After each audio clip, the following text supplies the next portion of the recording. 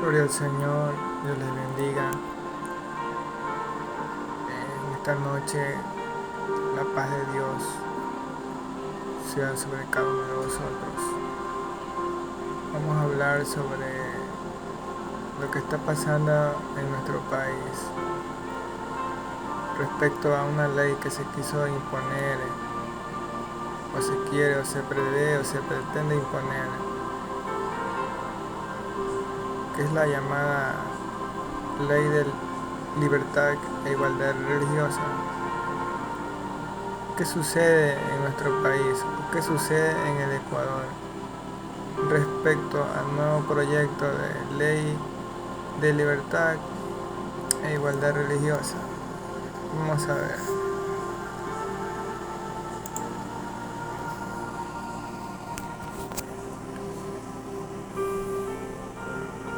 La ley de cultos o ley de libertad religiosa fue creada en el año 1937 bajo el amparo de la Constitución de 1929. ¿Y cuál era el objetivo de esta ley?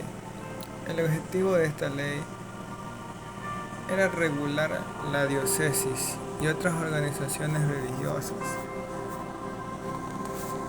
Comunidades cristianas se acogen hoy en día a esta ley, cumplen con toda la normativa que pone la ley sin afectar los principios establecidos en las Sagradas Escrituras.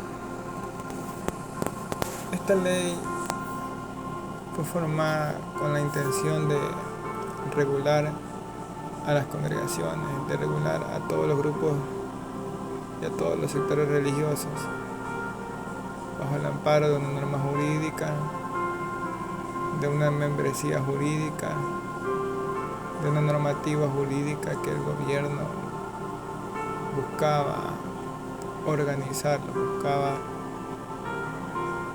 darle un nombramiento y que se tengan un poco más de orden en lo que respecta a las normativas que en nuestro país existe. Una de ellas es el pagar el impuesto, declarar los impuestos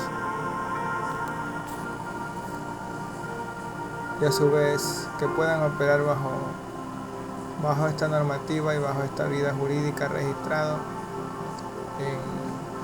en el Ministerio de Gobierno.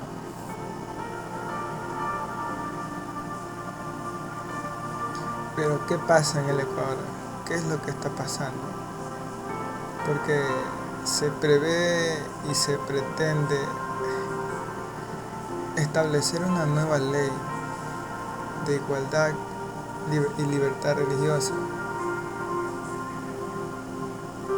Esta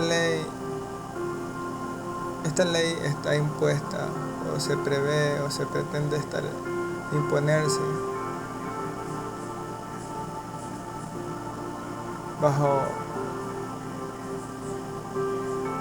con la coordinación de varios asambleístas de una comisión de la asamblea, la comisión de interculturalidad, que por ética no se puede pronunciar o no se puede describir la bancada o el grupo de asambleístas que están presidiendo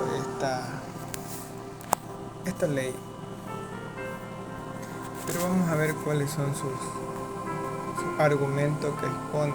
Vamos a ver si genera algún beneficio o más bien genera un malestar a las iglesias cristianas evangélicas. Por el Señor.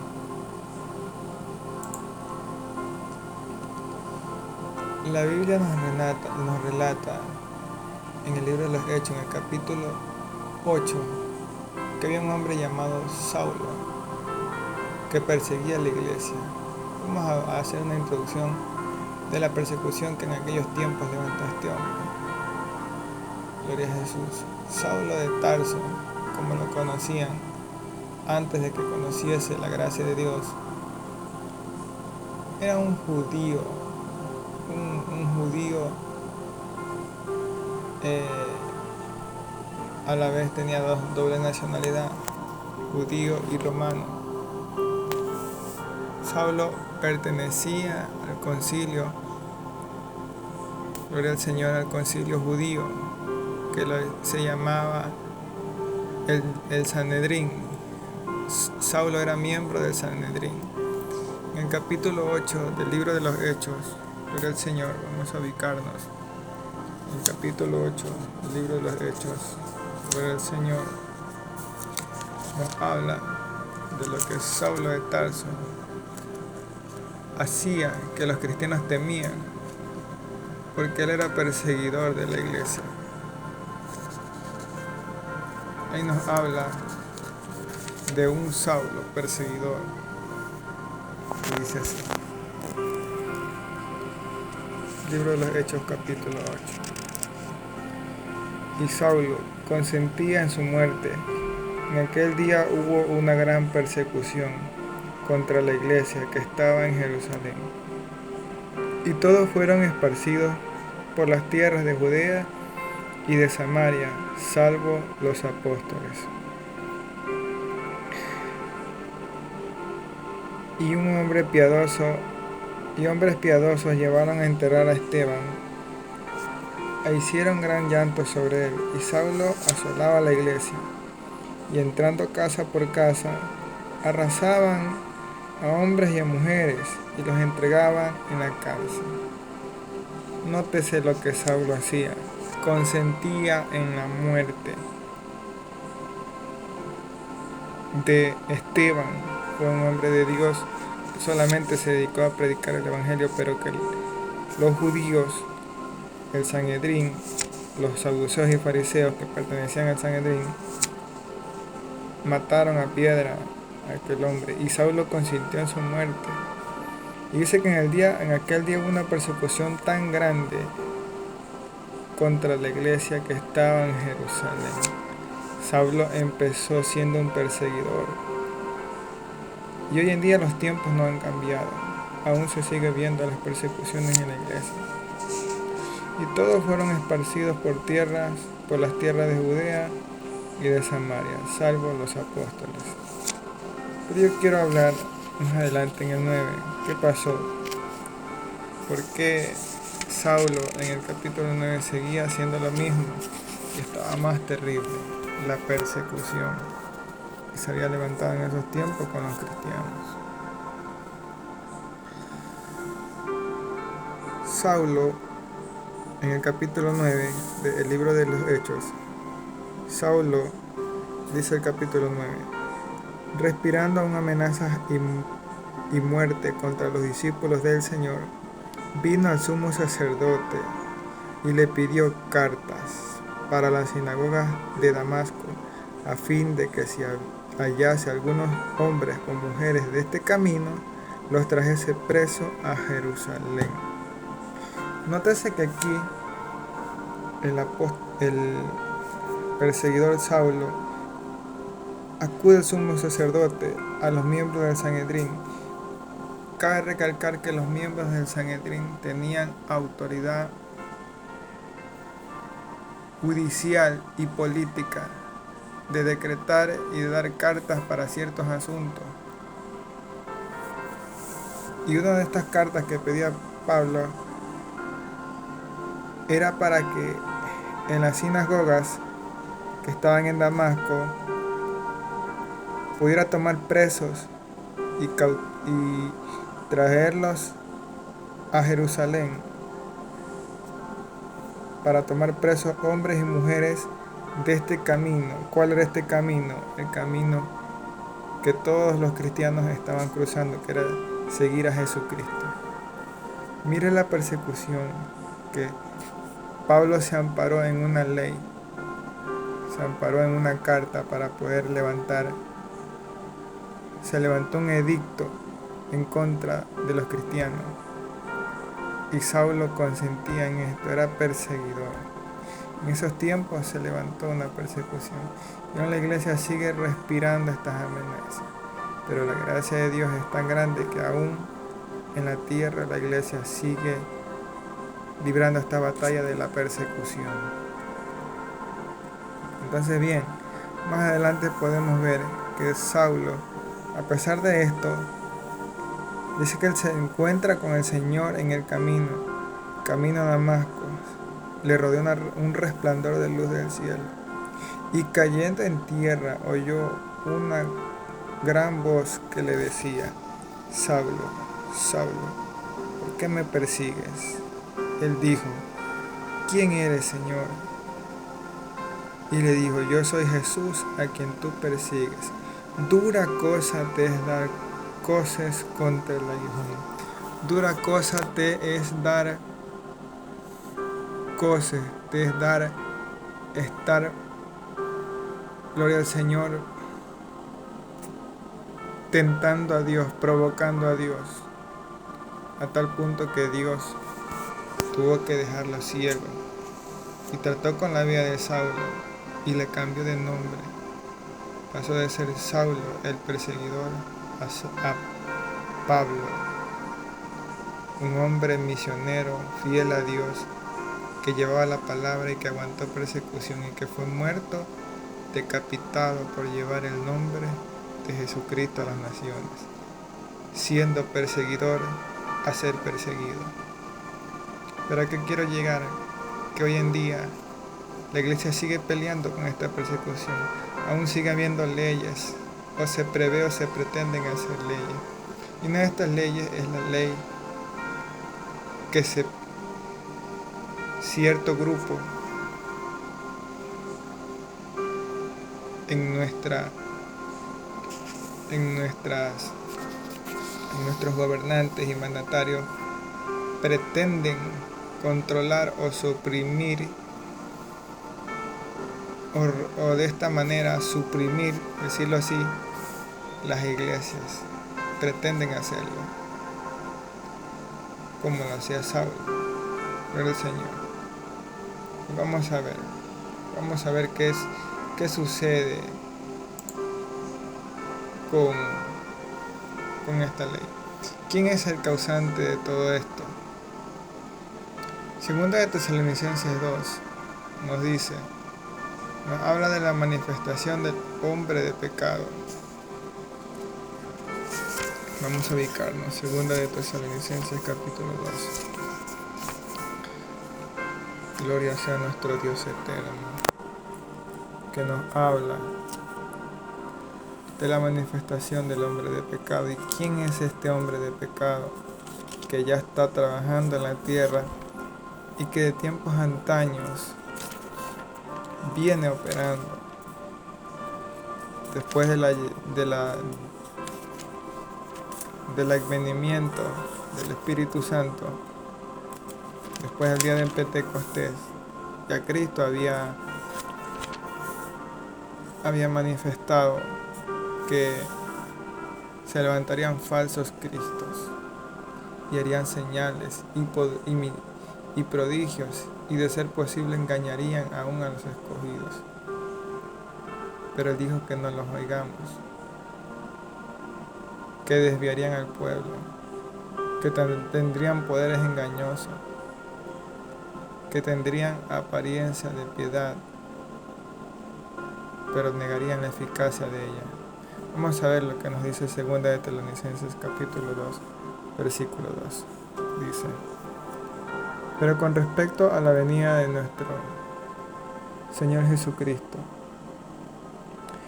y nuestra reunión con Él, os rogamos, hermanos, que no os dejéis mover fácilmente de vuestro modo de pensar, ni os conturbéis, ni por espíritu, ni por palabra, ni por carta, como si fuera nuestra, en el sentido de que el día del Señor está cerca.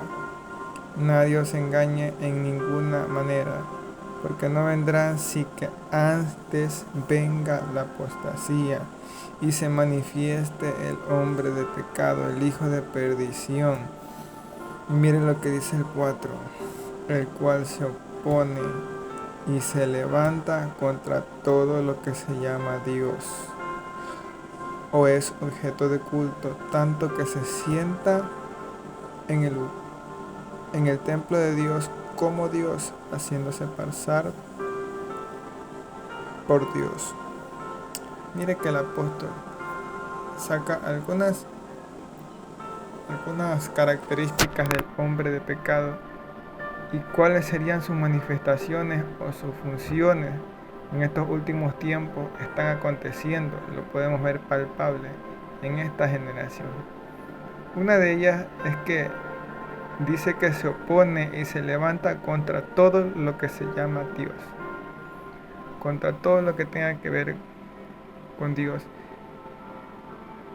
Este espíritu maligno, que es el espíritu del anticristo, el cual habla el libro de Tesalonicenses, el apóstol Pablo, nosotros los describimos como el anticristo, el espíritu del anticristo que está operando y dice que se opone, oposición, que hace barrera, que hace tropiezo y se levanta en guerra, en persecución contra todo lo que se llama Dios.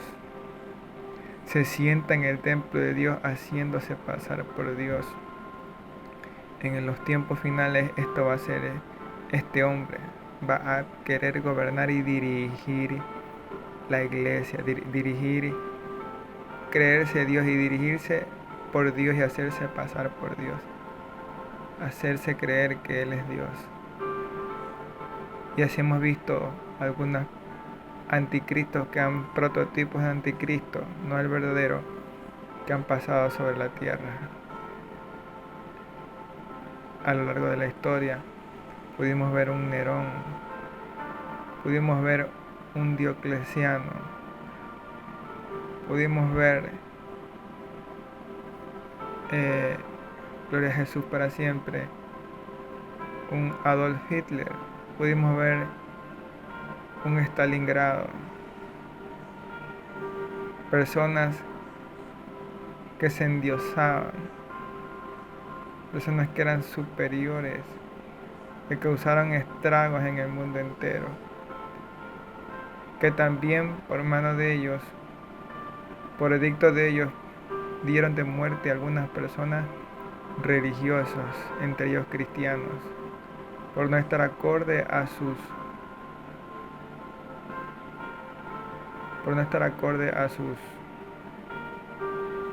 creencias o a sus decretos políticos. También nos habla de que una de las manifestaciones del hombre pecado, que tendría poder para engañar al mundo y aún a los escogidos.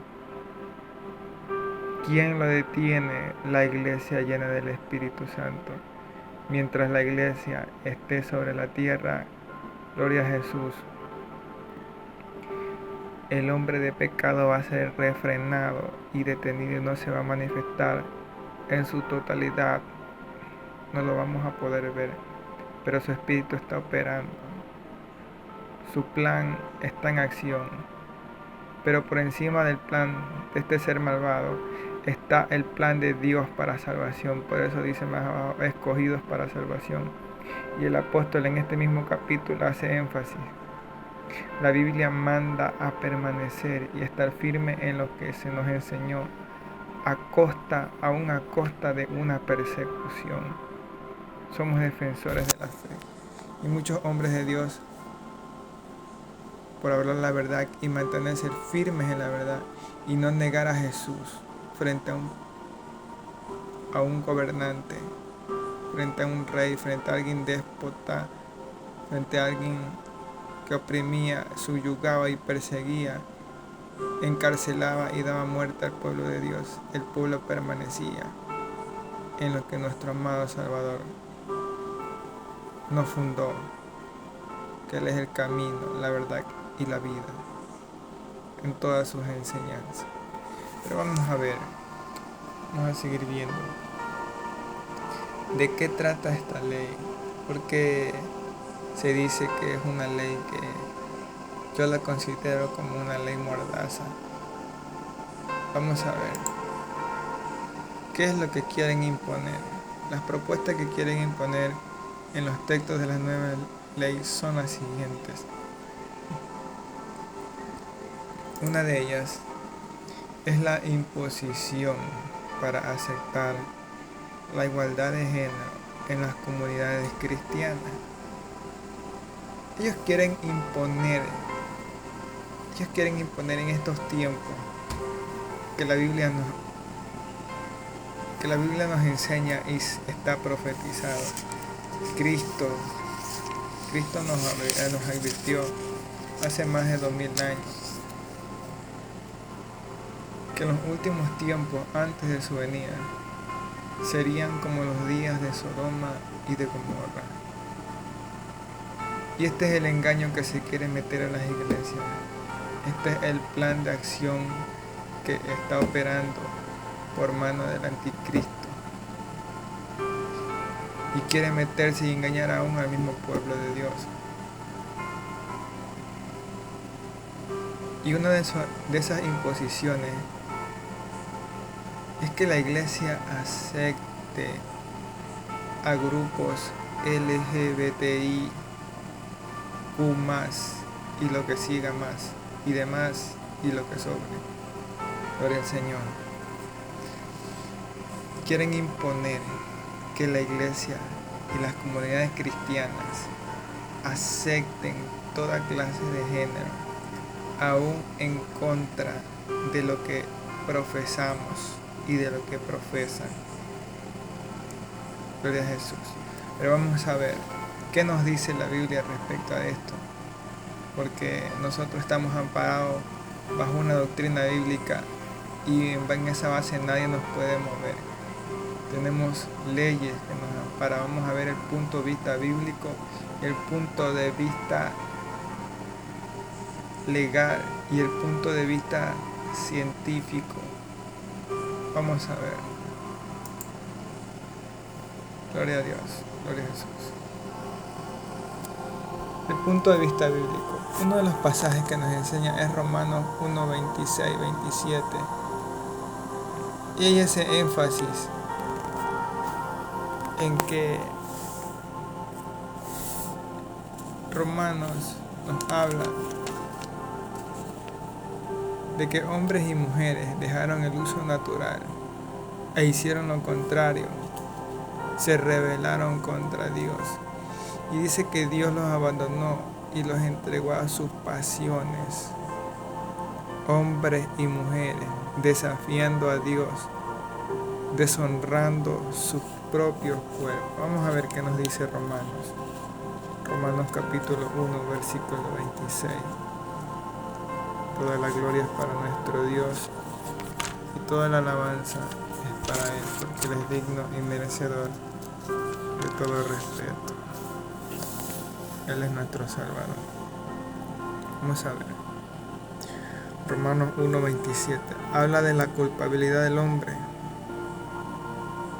Pablo escribe a los romanos y en su primer capítulo habla de la culpabilidad del hombre.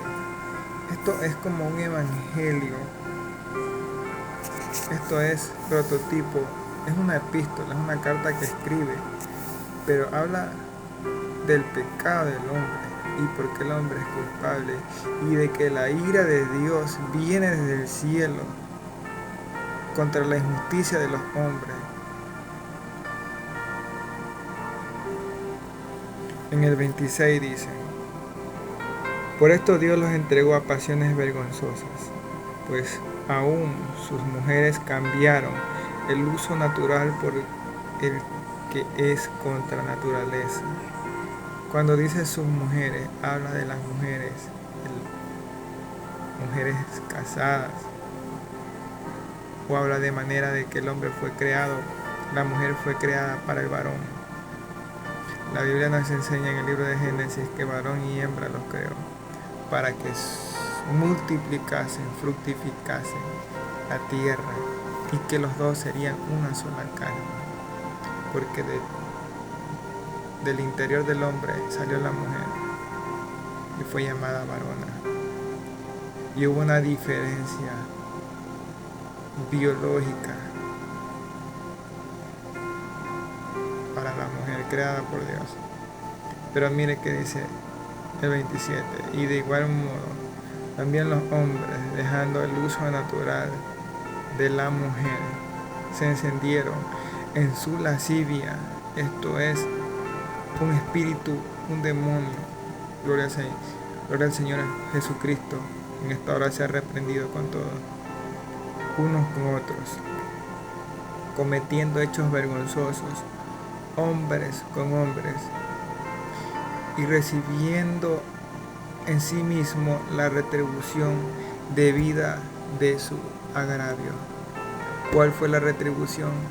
Lo vemos en el castigo que Dios envió a Sodoma y Gomorra. No perdonó estas dos ciudades que fueron consumidas en fuego y azufre. Incluso el mismo Abraham intercedió por estas dos ciudades. Pero Dios envió un juicio. Dios envía un juicio sobre estas dos ciudades, porque dice que solamente pudo a los ángeles rescatar por ser familiar de Dios y por la promesa de salvación que había sobre Lot, pero no había ni un solo justo. Por eso Romanos nos enseña aquí mismo, más adelante, que no había ningún justo ni uno solo. No hay quien busque a Dios, todos se desvían. Entonces, las Escrituras nos enseñan que a lo que el mundo hoy en día le quiere llamar amor, Dios lo llama abominación. Lo llama abominación. El mundo le llama amor a la abominación. Quieren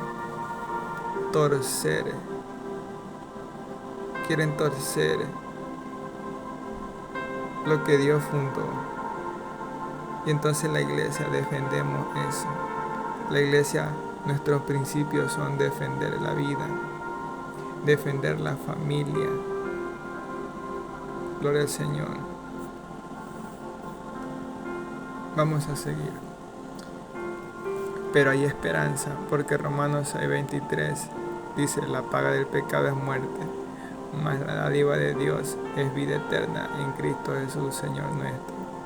Comienza Dios exhortando y diciendo que el hombre es culpable de todo hecho, juicio y digno de todo castigo, y que ya fueron castigados y serán castigados.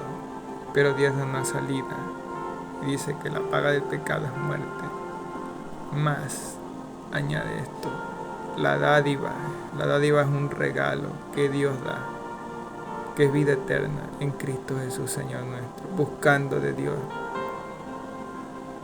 buscando a Jesucristo, buscándole a Él, siguiéndole a Él, pidiéndole a Él ser limpio, pidiéndole a Él ser salvo. Hombre o mujer que dices ser diferente sexo, pero Dios te creó con una naturaleza única y especial.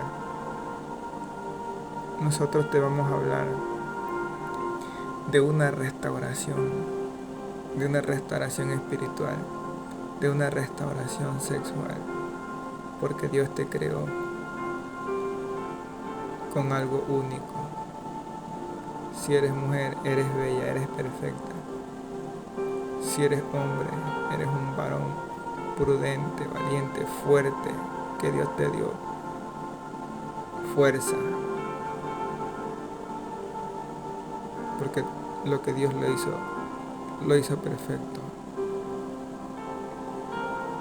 para que ambos establezcan la familia, multipliquen la tierra.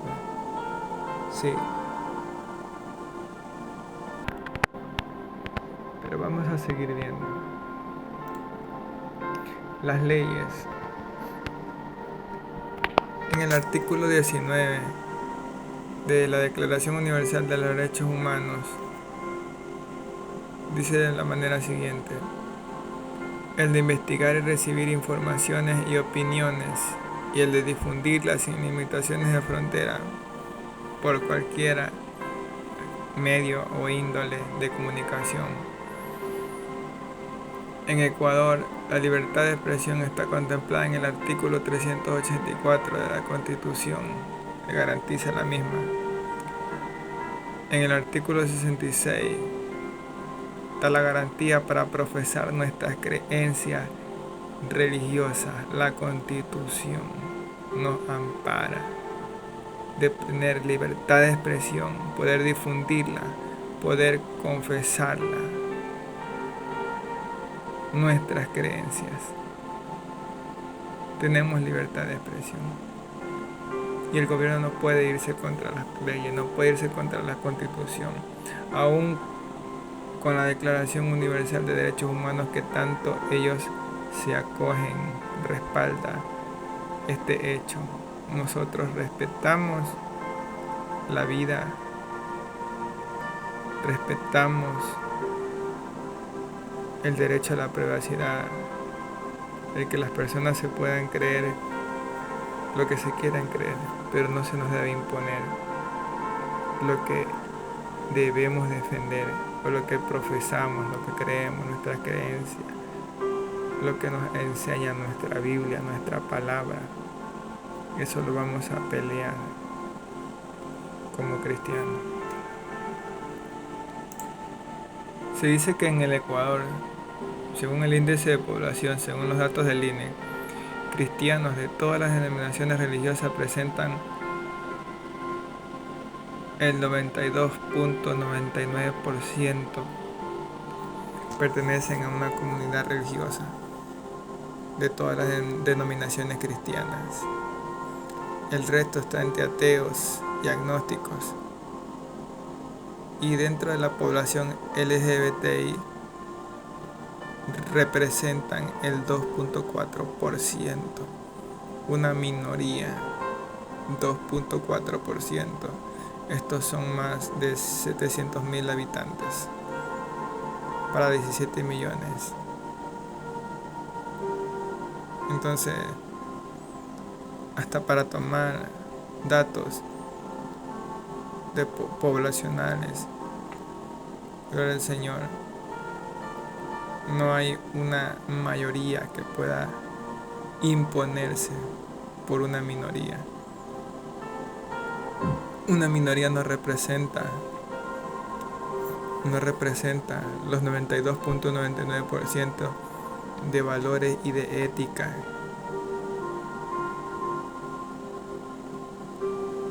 Y de nuestras bases de lo que creemos como iglesia. Gloria al Señor. Entonces, no puede una pequeña minoría mandar a casi todo un país que tiene una creencia y que pelea por su creencia. Y una de ellas es la familia. Y la familia está compuesta por padre y madre, hijos. Y eso es lo que a lo largo de la historia hemos aprendido. Pero que también trata otro de estos imposiciones que quieren establecer en el país. Gloria al Señor.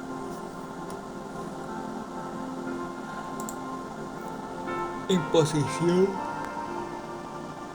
para que la comunidad, gloria a Dios, para que la comunidad cristiana no participe ni opine en cuanto a acontecimientos políticos.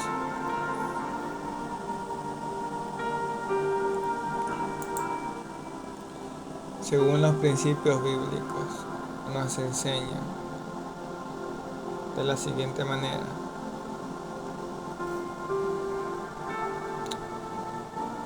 Romanos 13:1 manda a la Biblia a someterse. La La Biblia nos enseña en el libro de Romanos, el apóstol Pablo da unas órdenes e instrucciones a la misma iglesia de Roma. Sométase toda persona a las autoridades superiores, porque no hay autoridad sino de parte de Dios, y las que hay por Dios han sido establecidas. De modo que quien se pone a la autoridad, a lo establecido por Dios, resiste, y los que resisten acarrean condenación para sí mismos, porque los magistrados no están para infundir temor al que hace el bien, sino al malo. ¿Quieres, pues, no temer a la autoridad? Haz lo bueno y tendrás alabanza de ella, porque es un servidor de Dios para tu bien. Pero si haces lo malo, teme, porque no en vano lleva la espada, pues es servidor de Dios, vengador, para castigar al que hace lo malo. Y dice, por lo cual es necesario estarle sujeto, no solamente por razón del castigo, sino también por causa de la conciencia. Pues por esto pagáis también los tributos, porque son servidores de Dios, que atienden continuamente a esto mismo. Pagad a todo lo que debéis, al que tributo, tributo, al que impuesto, impuesto, al que respeto, respeto, al que honra, honra. Pero ¿qué pasa? Que en una de sus imposiciones es que quieren que la comunidad cristiana no participe ni opine en cuanto a acontecimientos políticos. Quieren amordazar a la iglesia. No quieren que gobernantes o políticos se acerquen a un concilio, a una iglesia, a pedir guianza, a pedir oración, porque esto ellos quieren hacer, quieren practicar, quieren suprimir de esta manera a la iglesia. Cuando las escrituras nos acaba de enseñar en Romanos, que no en vano ellos llevan la espada y que debemos someternos. Pero en 1 de Timoteo nos enseña, en el capítulo 2, versículo 2, que manda a orar por ellos para vivir tranquilos. El apóstol Pablo nos da instrucciones de que debemos de orar por aquellos que están en inminencia, porque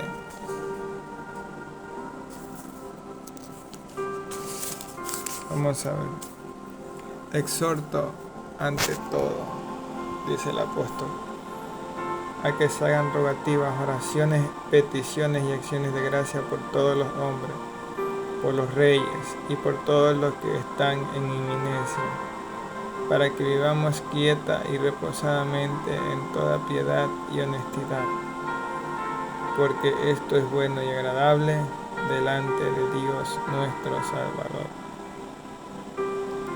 el cual quiere que todos los hombres sean salvos y vengan al conocimiento de la verdad. Mire lo que dice aquí la palabra, que manda a Dios que sean rogativas, oraciones por todos los hombres. Y ahí dice, por los reyes y por todos los que están en eminencia. Reyes son gobernantes, los que están en eminencia son gobernadores, magistrados, todos los que tienen un puesto de alto mando. El Señor los incluye en oración. ¿Para qué? Para que nosotros como iglesia o como pueblo podamos vivir inquieta y reposada, de manera quieta y reposada, en toda piedad y honestidad, porque esto es bueno y agradable delante de Dios nuestro Salvador. Que un pueblo viva en paz, en reposo, en piedad y en honestidad. Y ahí en el 4 dice, el cual quiere que todos los hombres sean salvos y vengan al conocimiento de la verdad. Es que un político también, aparte de ser político, es un alma. Y Dios los quiere incluir en la salvación. Porque en el libro de Hechos capítulo 9, versículo 15, Jesucristo manifiesta a Pablo que predicaría el evangelio a los reyes. Cuando entra este varón llamado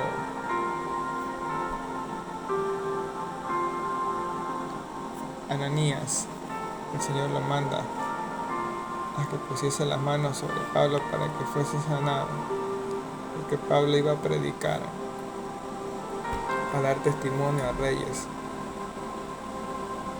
Incluye a un gobernante, el Señor Jesucristo, allí.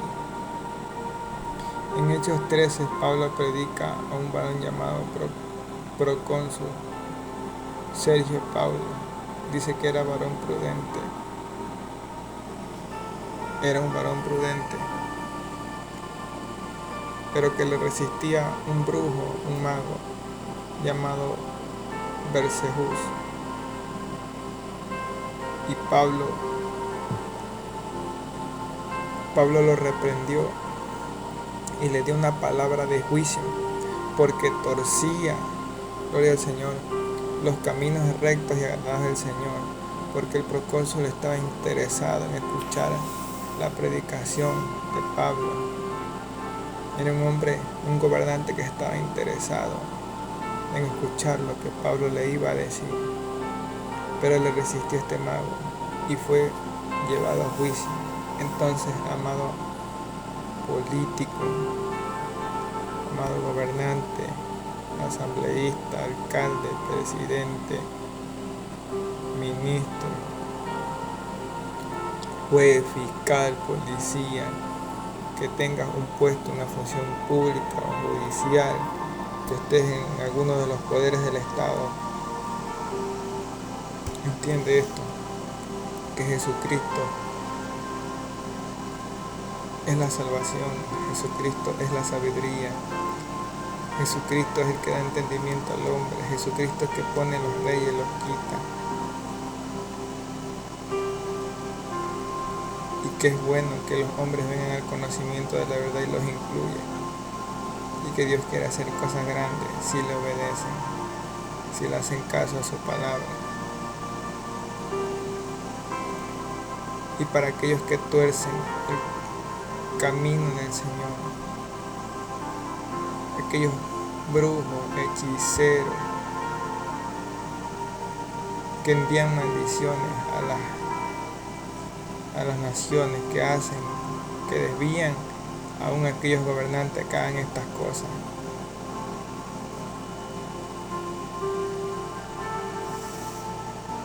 El Señor los manda a arrepentirse, porque así como cayó a juicio para Bersejús, aquel mago que torció la fe de los caminos rectos y agradables al Señor, así va a caer un juicio sobre todo aquel que tuerza los caminos del Señor, que sea de estorbo a alguien que quiera escuchar la palabra de Dios, la fe, el evangelio. Así mismo vendrá juicio de Dios si no te arrepientes. Pero ¿qué nos enseña también en el punto de vista? En el punto de vista también otra de las imposiciones. Otra de las imposiciones es que la Contraloría realice auditoría a todas las comunidades cristianas. Quieren auditar, quieren meterse en la finanza de las iglesias y controlar los ingresos, los gastos y ver cuánto ganan. Pero qué lamentable que se van a tropezar con un gran choque.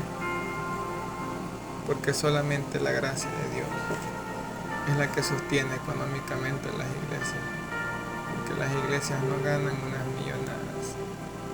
Cabe recalcar que sí hay iglesias que tienen ingresos exorbitantes y de dudosa procedencia, pero las iglesias son independientes, son objetos sagrados y consagrados del Señor, y por eso el gobierno no puede meter la mano allí. Pero vamos a ver qué nos enseñan en las Escrituras. Mateo 22:21 nos dice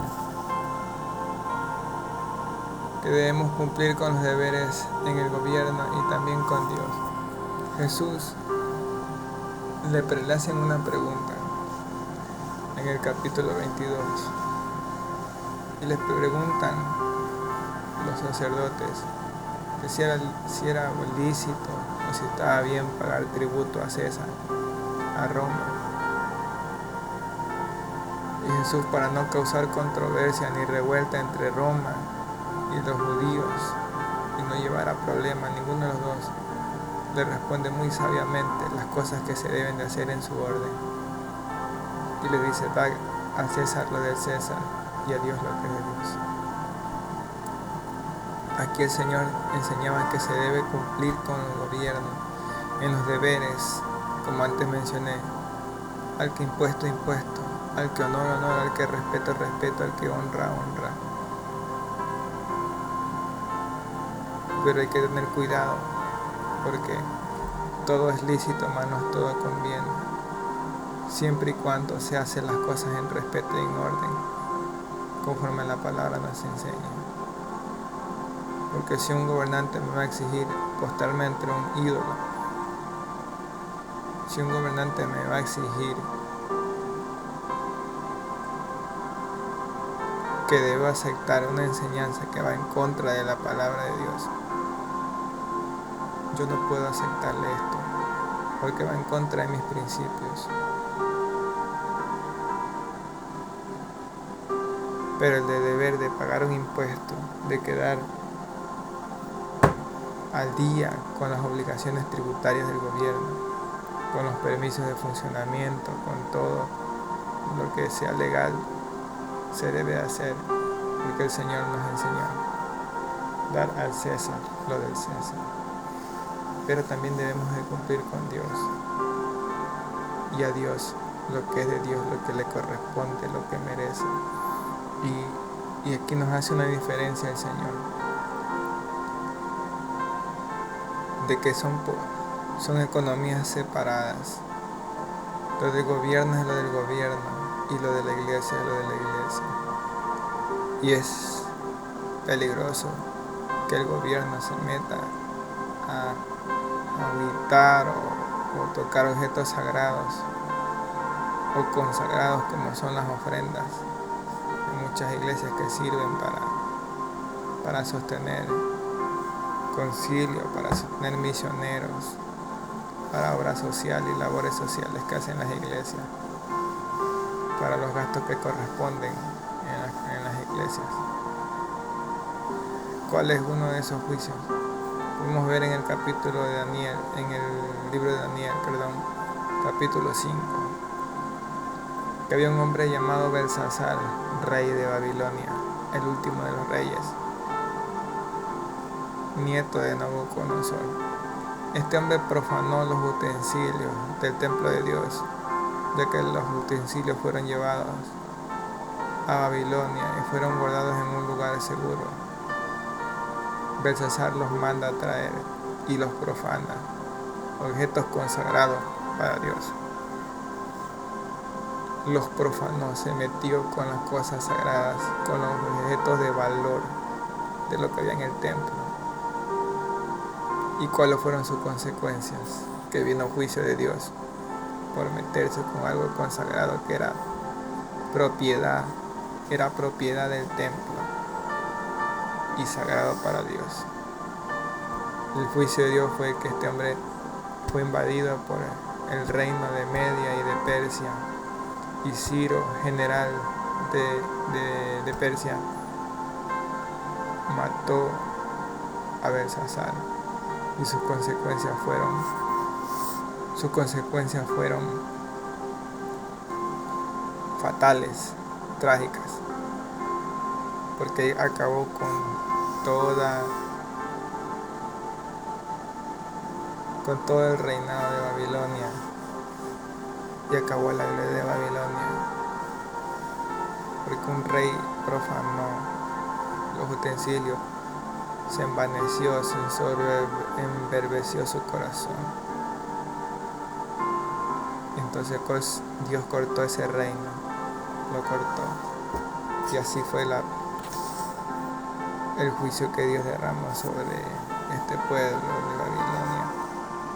Entonces, amigo político, a tener cuidado al momento de meterse con las cosas sagradas de nuestro Dios. ¿Qué nos dicen las leyes? En el artículo 17 de la Declaración Universal de los Derechos Humanos nos enseña y nos dice que toda persona tiene derecho a la propiedad individual y colectivamente. Nadie será privado arbitrariamente de su propiedad. Esto respalda que nadie puede ser privado de su propiedad, individual o colectivamente. Esas son las iglesias. Nadie puede ser arbitrariamente privado. Eso es inconstitucional y va en contra de los derechos humanos de la Declaración Universal. En el artículo 66 también, en el numeral 26, garantiza a las personas el derecho a la propiedad en todas sus formas. La iglesia es propiedad privada, la iglesia no pertenece al Estado. Las comunidades cristianas son propiedad de un pueblo que da sus ofrendas y que son dadas para Dios y que es de manera interna. Y no se le pide a nadie del gobierno. El gobierno nunca ha dado una donación, una ayuda económica, un plan para apoyar a las iglesias. No los ha dado. La iglesia busca sus propios recursos. Mujeres vendiendo comida, vendiendo tortillas, vendiendo morochos en las actividades, en las campañas de las iglesias cristianas, para poder levantar las congregaciones, para poder comprar sillas, para poder pintar, para poder poner techo. ¿Dónde están los políticos? ¿Dónde están los gobernantes? ¿Dónde se encuentran para dar una ayuda económica a las iglesias? No hay una ley que apoye a las iglesias, no lo hay. Pero nos dice que la Contraloría solo puede auditar bienes y servicios públicos. Eso está en la Constitución, en la ley. O sea, todo lo que están haciendo o lo que proponen, primero es inconstitucional, va en contra de los derechos humanos, de los derechos de la iglesia, del derecho a la propiedad privada. Y no saben redactar una ley, porque si dice que la Contraloría los va a auditar, la Contraloría solo puede auditar bienes públicos y servicios públicos, y ni siquiera lo hacen, y si lo hacen no lo hacen bien. Entonces, ¿cómo van a alcanzarse a auditar miles de iglesias y de comunidades religiosas que existen en el país? No lo van a poder hacer. Es una ley que no tiene sentido su aplicación. Pero la gloria sea para nuestro Dios. ¿Cuál es la conclusión? ¿Qué beneficio trae la iglesia evangélica? Ninguno. Más bien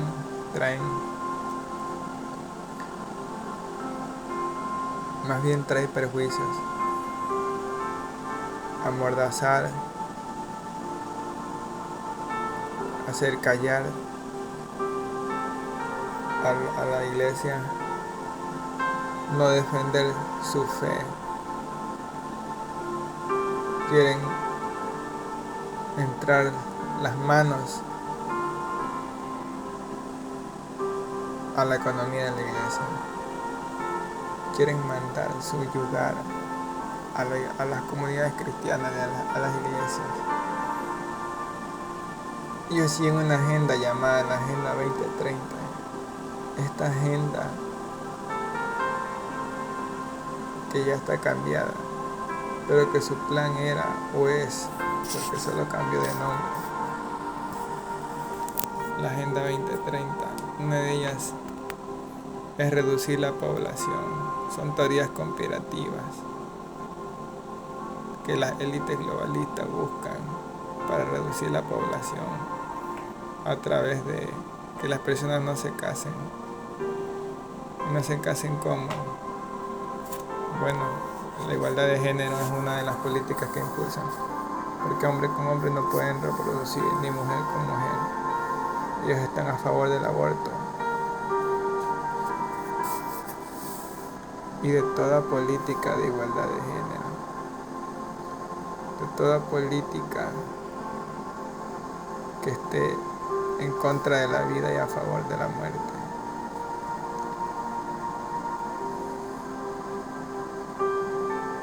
Ciertos políticos en nuestro país llevan esta línea o esta agenda de la muerte llamada Agenda 2030 o la agenda del anticristo.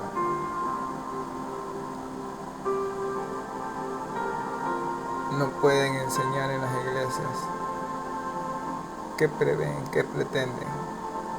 Pretenden enseñar o imponernos que una persona se crea un animal. Porque eso es lo que hoy en día se está viendo. Vemos como personas que se quieren creer caballos o perros o corderos. Eso hay. El mundo está tan revuelto, está tan confuso, está tan extraviado de su imagen. Pero aún hay oportunidad. Dios sigue con sus brazos abiertos, la puerta está abierta. El arca de Noé, que ya no está el arca de Noé física, pero está el arca de Noé espiritual, que es la salvación del alma. Y el arca es Cristo Jesús. Si tú entras a esas arcas, recibirás perdón de pecados. Si eres homosexual, lesbiano, nadie te condena. La Biblia es la que nos hace ver nuestra condición, de lo que Dios quiere que seamos, y que si aún fallando hay esperanza, porque la sangre de Cristo te puede limpiar, te puede lavar de todo pecado. Te quiere traer a la verdad. Su palabra dice: conocerán la verdad y la verdad los hará libre. En 1 de Timoteo, capítulo 3, versículo 14, vamos a leer.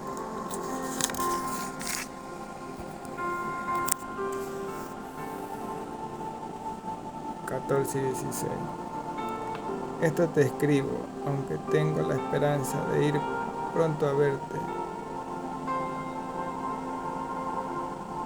para que, si tardo, sepas cómo debes conducirte en la casa de Dios, que es la iglesia del Dios viviente, columna y baluarte de la verdad. E indiscutiblemente grande es el misterio de la piedad. Dios fue manifestado en carne, justificado en el Espíritu, visto de los ángeles, predicado a los gentiles, creído en el mundo, recibido arriba en gloria. La iglesia es templo y baluarte de esta verdad.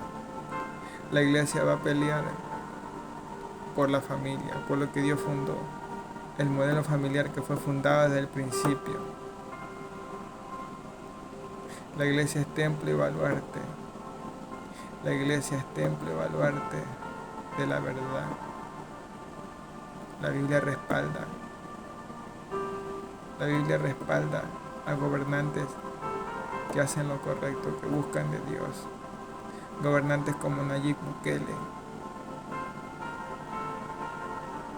que se humillaron a Dios, que pusieron su confianza en Dios y que son nación bendita, bendecida, próspera, que se están levantando de una gran oscuridad. El Espíritu Santo va a derramarse sobre las naciones de la tierra. El Espíritu Santo puede sanar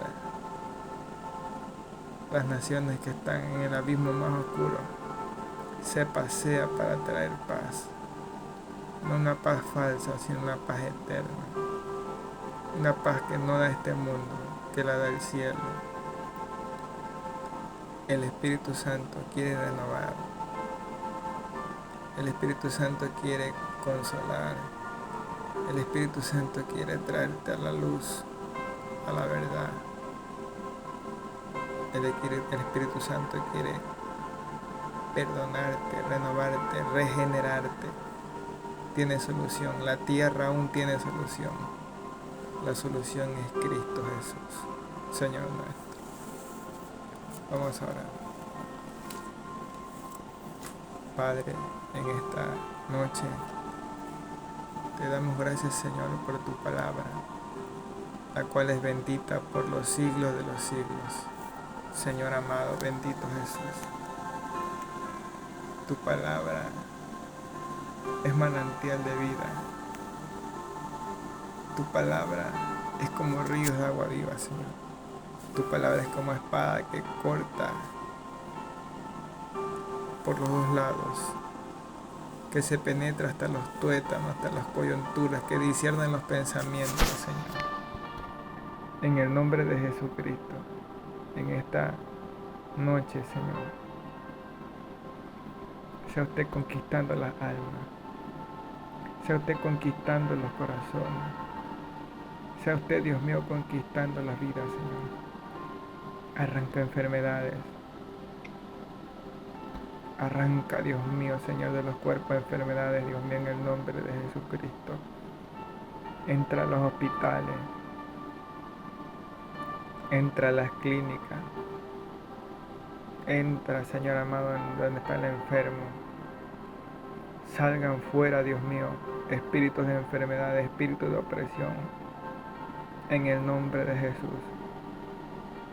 Y, Señor amado Padre, rompe las cadenas, Señor, que pesan sobre aquellos que han perdido su identidad, sobre aquellos, Dios mío, que tienen el entendimiento errado, equivocado, entenebrecido, oscuro, Señor. Aquellos que quieren creerse hombre, Dios mío, en un cuerpo de mujer. Mujeres preciosas, Señor, desperdiciándose en una vida de un hombre, Señor, en algo que no son, en algo que tú no las creaste, Padre.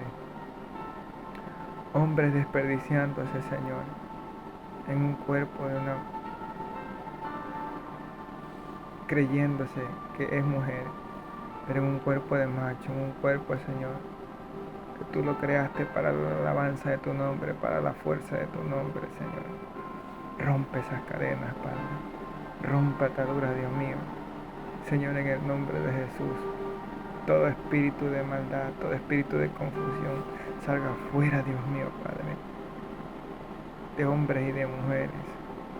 Todos aquellos que se creen vacas, que se creen perros, que se creen, Señor, ovejas, que se creen, Padre, amado Jesús, todo tipo de animal, Señor.